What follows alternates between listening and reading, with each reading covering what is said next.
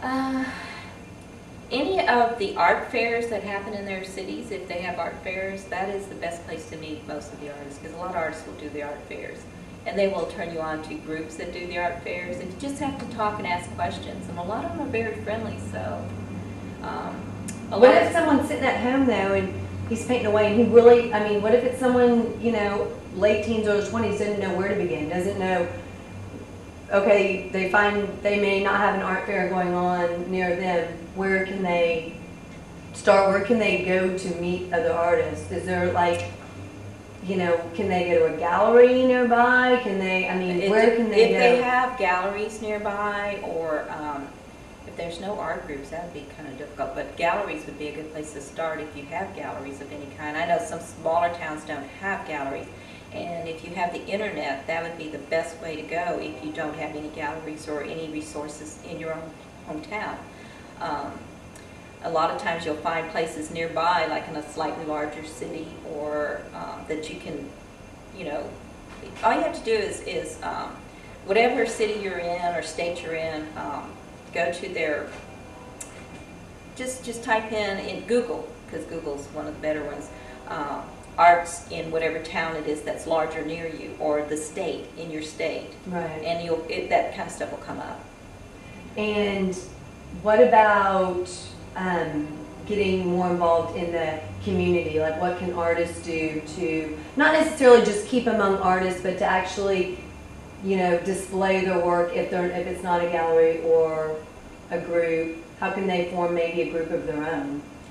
Well, I suggest, if you have the finances to do it, because Meetup, they charge money to have a web page, but it's a really good resource to get members to join, because you can contact all your members from one point. They have their own web page at that site, and it's a very good resource if you have the money to do it.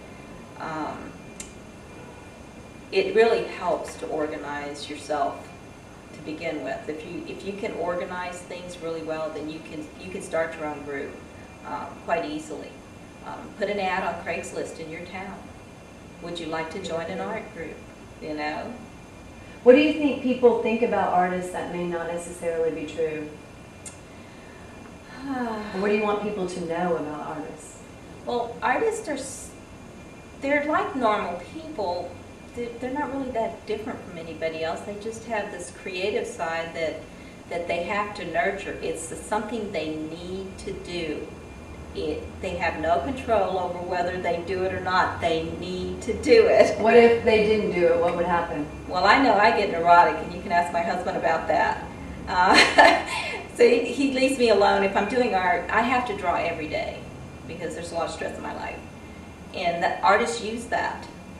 Musicians, artists, you know, fine artists, whatever kind of artist, it's calming to you, you know. And so instead of talking about a problem or an issue, you go into your art and you do it there. I do sketch pads that I draw and usually carry with me everywhere.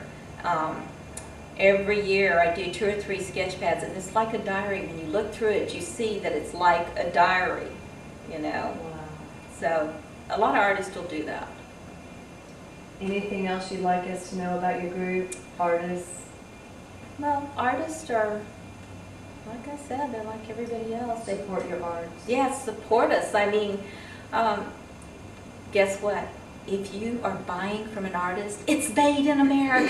There you go. I mean, imagine what the world would be without artists. Exactly. I mean, you named a variety of different artists. What kind of world would there be if they ceased to exist?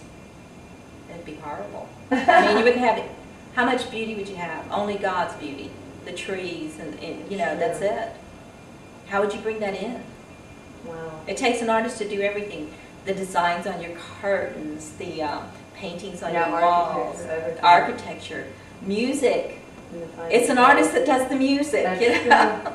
I mean, you would miss us if we weren't here. Absolutely. Everybody. Well, thanks for what you're doing. Thank you for letting me tell the world about it. Absolutely.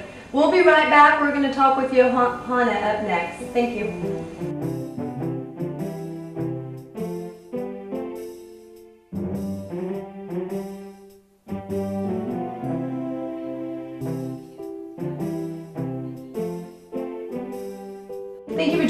welcome back. If you're just watching us, we are with artists today who are in San Antonio. And welcome Johanna Gardner. Thank you for joining me today. Thank you for inviting me. Sure. So tell me a little bit about your work. How would you describe it and exactly what kind of work you do? Well, I'm a little bit of a unique artist in terms of the fact that I'm an encaustic artist. Encaustics were started about 2,000 years ago, and it works with wax. Wow. And so I pour wax. I use artists' wax blocks specifically created for artists, encaustic artists, and I melt them with my household iron or heating tools, and I get big pans and heat it all up and then pour it. So describe to me what the thing of wax looks like.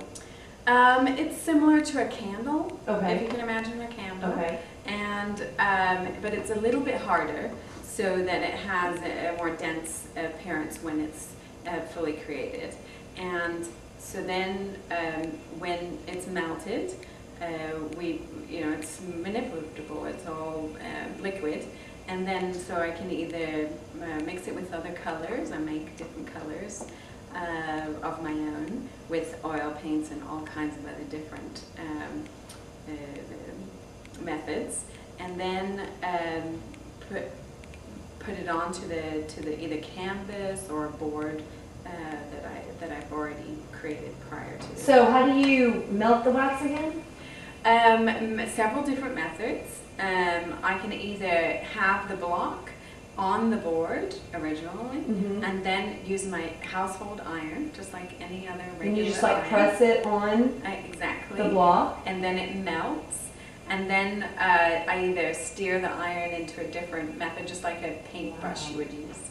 And then there's other ways of just literally having a hot plate and melting it into different, just like pan, just a regular sized pan, and mix the waxes together, determining what color I wanted or what kind of texture I wanted, and then just pour it onto the board there and create the abstract image. So how do you get a different color? Does the wax originally come as white, or can you get it in colors? Yes. Or? I create, a lot of times I'll mix my own wax.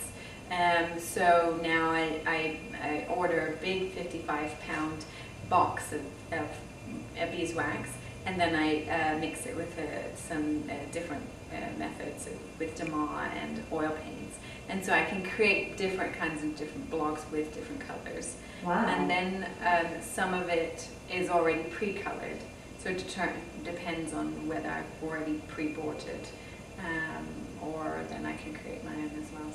So do you kind of have something in mind before you begin the process, or do you just wait and see where it goes? Exactly. My work that I found over the years is really about going into a very pure state of meditation, and literally have to let everything go. It's a very therapeutic methodology where you just blank your mind, and you just you bring all the subconscious training. I went to art college, Cornish College of the Arts, and I bring all that training with me. But in that moment, it is about the moment of how the different colors interact with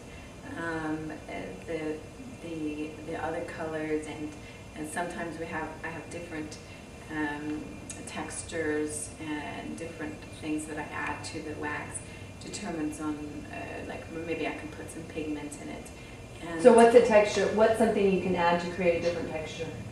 Different levels of different types of wax. So I have beeswax, and I have different formulations that I've already pre-created. And there's different types of wax that melts at different temperatures. And so when you put them all together, they have a different way of reacting to each other at the same time. And so they literally, it's an alive event, And Because you really don't know you may not know what's going to happen. no. And that's the whole point of my work, is that literally I allow it to really create itself. But from the first mark that I make on the board, it predetermines the end result in so many different ways. And, Like how? if I made a linear mark, then from to all the way to the end of the process, you can see that that started the formulation of the composition of the work. Maybe it's up down. Only because that's what I'm following, and a lot of times my work happens very rapidly,